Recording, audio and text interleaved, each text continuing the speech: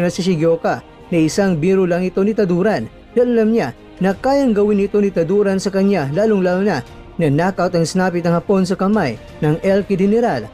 Maaring sa ngayon pa lamang mga kwento ay sinapak na ng El Kidiniral ang Hapon sa pamamagitan ng mind games o mental conditioning para mag-aalangan ang Hapon na gawin ang diskarte niya sa laban, lalong-lalo na nagbantay itong si Taduran na wawasakin niya ang Hapon ng maaga. Pero ang buwelta naman ni Jinjiro na pagbabayarin niya talaga itong si Taduran sa ginawa niya sa kanya sa nakarang laban niya. Talagang dudurugin niya itong si Taduran sa pagkakataong ito. Kung natalo siya sa unang laban nila by way of knockout, ang gusto niya ngayon ay ganun din, gagawin niya kay Taduran na in-knockout din.